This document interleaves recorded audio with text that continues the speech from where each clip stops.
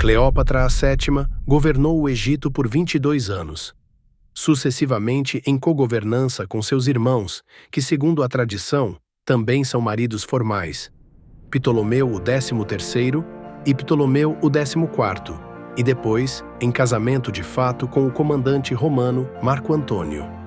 Ela ficou amplamente conhecida por seu caso amoroso com Júlio César e Marco Antônio. A maior parte da historiografia antiga é desfavorável a ela. Há uma opinião de que a difamação de Cleópatra foi realizada pelo vencedor do Egito, Otávio, e sua comitiva, que procuraram com todas as forças difamar a rainha, apresentando-a não apenas como uma perigosa inimiga de Roma, mas também como um gênio maligno de Marco Antônio.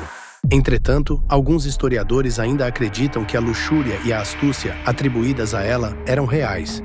Por exemplo, um julgamento sobre Cleópatra feito pelo historiador romano Aurelius Victor foi preservado.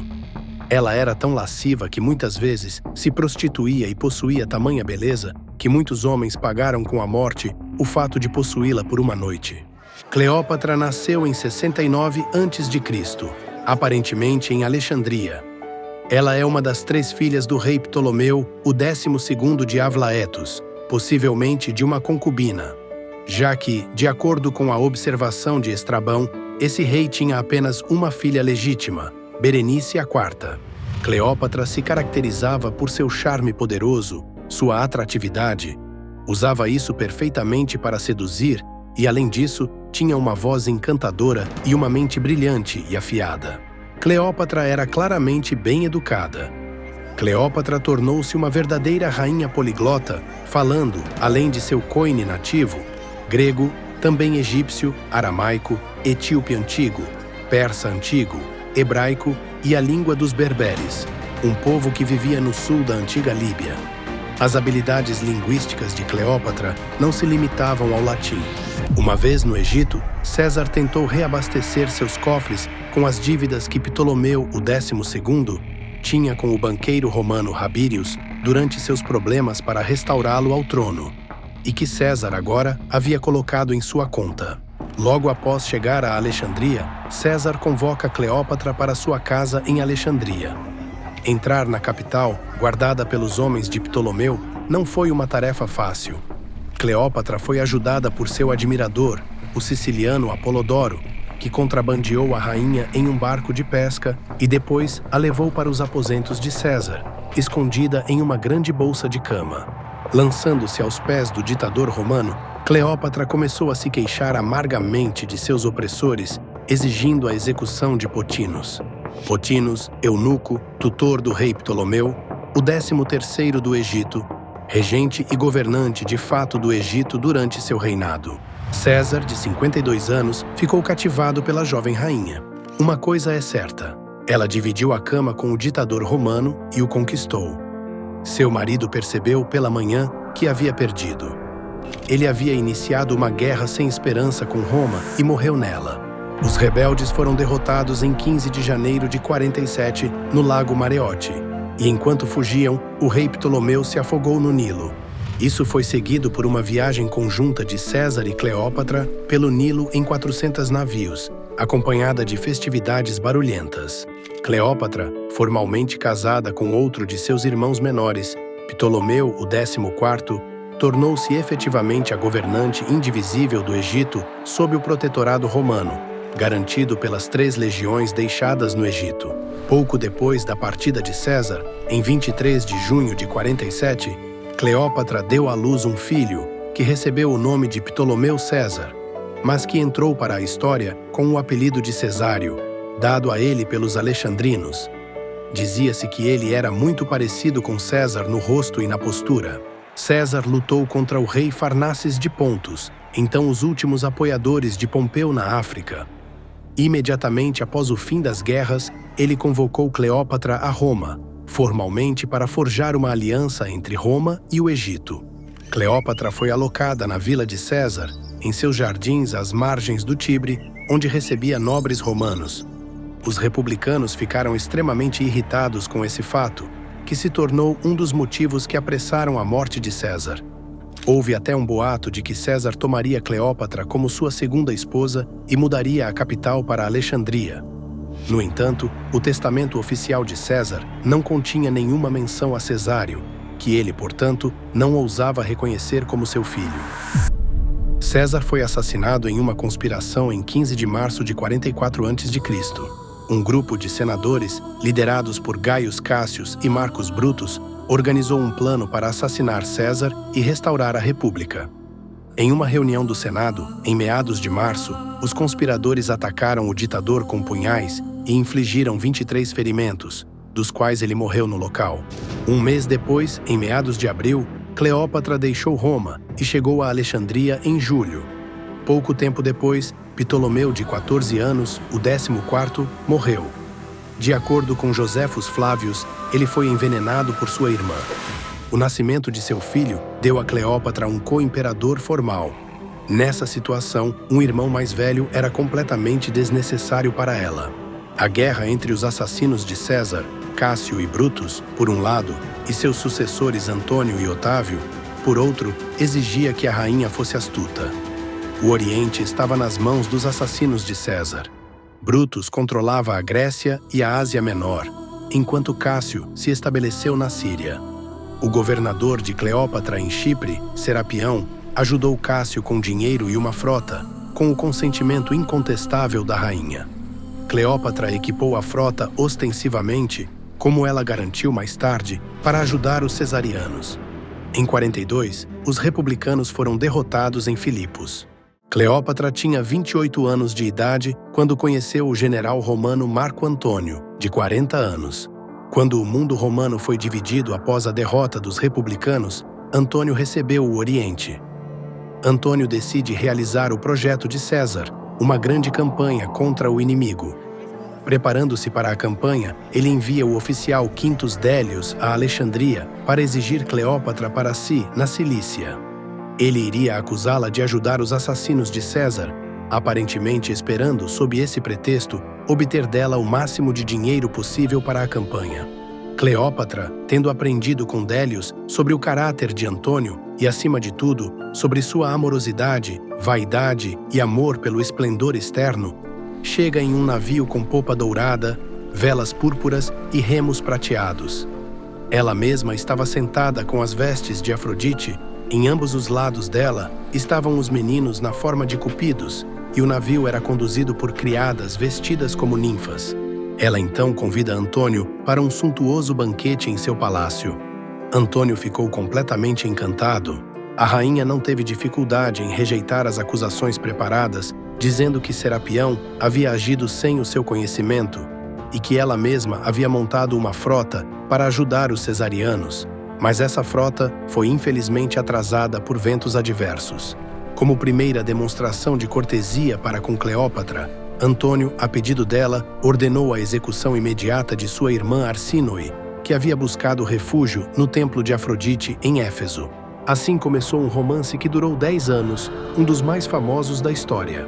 Antônio, deixando o exército, seguiu Cleópatra para Alexandria, onde passou o inverno de 41 a 40 a.C., entregando-se à bebida e ao entretenimento.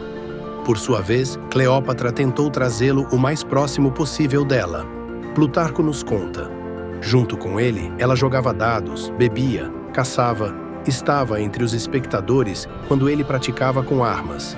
E à noite, quando ele, vestido de escravo, vagava pela cidade, parando nas portas e janelas das casas e fazendo suas habituais brincadeiras com os proprietários, pessoas de classe comum, Cleópatra, e aqui estava ao lado de Antônio, vestida para combinar com ele. De 37 a 36 a.C., Antônio lançou uma campanha militar contra seus inimigos, que acabou sendo um desastre, principalmente devido ao inverno rigoroso nas montanhas da Armênia e da Média. O próprio Antônio escapou da morte por pouco. Cleópatra permaneceu em Alexandria, onde, em setembro de 36, deu à luz seu terceiro filho com Antônio, Ptolomeu Filadelfo. Em Roma, a união de Antônio e Cleópatra começou a ser vista como uma ameaça ao império e a Otávio pessoalmente. Octaviano enviou sua irmã Otávia, esposa legítima de Antônio e mãe de suas duas filhas, Antônia, a mais velha, e Antônia, a mais nova, para se juntar ao marido no início da primavera de 35. Entretanto, mal havia chegado a Atenas, Antônio ordenou que ela retornasse imediatamente. Isso aconteceu na presença de Cleópatra, que ameaçou Antônio de suicídio se ele ficasse com sua esposa. Antônio queria se vingar de sua derrota na guerra com seus inimigos. Em 35, ele capturou Artavasde II, rei da Armênia, fez uma aliança com outro Artavasde, o rei de Mídia Atropatene, e celebrou um triunfo, mas não em Roma, e sim em Alexandria, com a participação de Cleópatra e seus filhos comuns. Um pouco mais tarde, Cesário recebeu o título de Rei dos Reis. Alexandre Hélio foi proclamado rei da Armênia e das terras além do Eufrates. Ptolomeu Filadelfo recebeu nominalmente, desde que tinha cerca de 2 anos de idade, a Síria e a Ásia Menor. E finalmente Cleópatra Selene II, a Cirenaica. A notícia da distribuição de terras causou grande indignação em Roma. Antônio ainda gozava de considerável popularidade no Senado e no exército, mas com suas atitudes que desafiavam as normas e a tradição romanas, ele mesmo deu a Otávio uma arma contra si mesmo. Em 32, a questão havia se transformado em uma guerra civil. Otávio proclamou que se tratava de uma guerra do povo romano contra a rainha do Egito. Para a guerra, Antônio e Cleópatra prepararam uma frota de 500 navios, dos quais 200 eram egípcios. Antônio conduziu a guerra com lentidão, entregando-se, juntamente com Cleópatra, a festas e festividades em todas as cidades gregas, dando a Otávio tempo para organizar o exército e a frota. Enquanto Antônio estava reunindo tropas na costa oeste da Grécia, prestes a cruzar para a Itália, o próprio Otávio cruzou rapidamente para Épiro e impôs a guerra.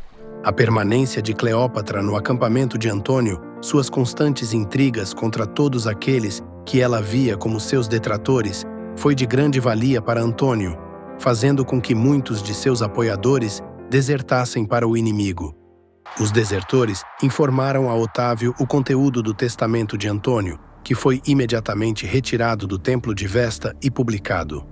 Antônio reconheceu oficialmente Cleópatra como sua esposa, os filhos dela como seus filhos legítimos, e desejou enterrar-se não em Roma, mas em Alexandria, ao lado de Cleópatra. O testamento de Antônio o desacreditou completamente.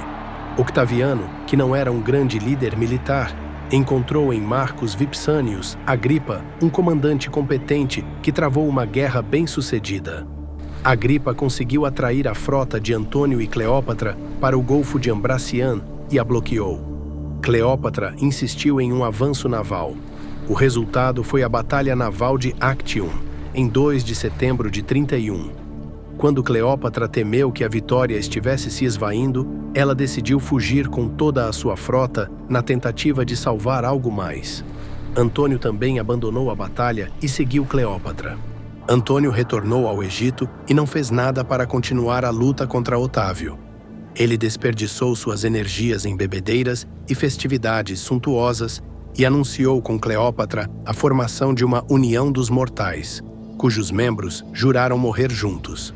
Cleópatra testou venenos nos prisioneiros, tentando descobrir qual veneno provocaria uma morte mais rápida e indolor. Cleópatra estava preocupada em salvar Cesário. Ela o enviou para a Índia, mas mais tarde ele retornou ao Egito. Na primavera de 30, Otávio avançou sobre o Egito. Cleópatra tentou medidas cruéis para se proteger da traição.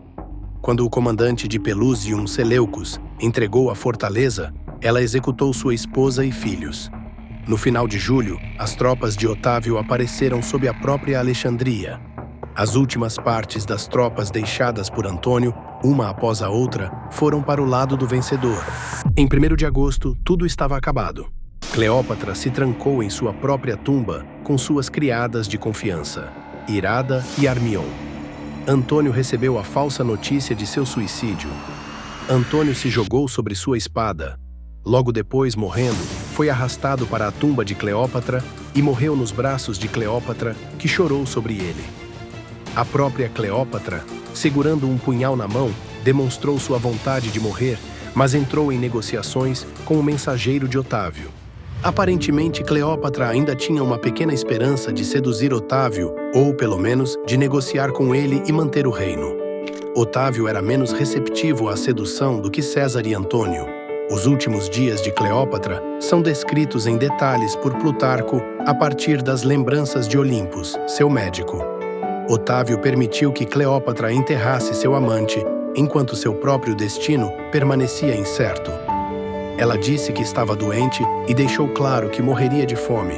Mas as ameaças de Otávio de matar seus filhos a forçaram a aceitar o tratamento. Logo, o oficial romano Cornélius Dolabella, que estava apaixonado por Cleópatra, informou-a de que em 3 dias ela seria enviada a Roma para o triunfo de Otávio. Cleópatra disse a ele que entregasse a Cornélio uma carta previamente escrita e se trancou com suas criadas. Otávio recebeu a carta, na qual encontrou reclamações e um pedido para enterrá-la com Antônio, e imediatamente enviou homens. Os homens que chegaram encontraram Cleópatra morta, em trajes reais, em uma cama de ouro. Como antes Cleópatra havia sido visitada por um camponês com um pote de frutas, o que não despertou a suspeita dos guardas, presumiu-se que uma cobra havia sido levada no pote para Cleópatra. Afirmava-se que 2 mordidas leves eram visíveis no braço de Cleópatra. A cobra em si não foi encontrada no cômodo, como se tivesse se arrastado imediatamente para fora do palácio. De acordo com outra versão, Cleópatra armazenou o veneno em um grampo de cabelo. Essa versão é apoiada pelo fato de que as 2 criadas de Cleópatra morreram com ela. É duvidoso que uma cobra pudesse matar 3 pessoas ao mesmo tempo. A morte de Cleópatra, em 12 de agosto de 30 a.C., privou Otávio de uma brilhante prisioneira em seu triunfo em Roma. A procissão triunfal levou apenas sua estátua. O filho adotivo de César, Otávio, executou o filho do próprio César com Cleópatra, Ptolomeu, o 15º Cesário, no mesmo ano. As crianças de Antônio marcharam acorrentadas no desfile triunfalista e depois foram entregues à irmã de Otávio, Otávia, esposa de Antônio, em memória de seu marido. Durante muitos anos, a busca pela tumba de Cleópatra continuou. Durante as escavações, foi encontrada uma estátua de uma mulher que pode ter sido a lendária Cleópatra. Mas apesar do otimismo, em novembro de 2006, Zahi Hawass disse aos jornalistas: "Estamos procurando a tumba de Cleópatra. Antes de nós, ninguém jamais realizou uma busca sistemática pela tumba da última rainha do Egito. A tumba de Cleópatra, assim como a de Marco Antônio, ainda não foi encontrada.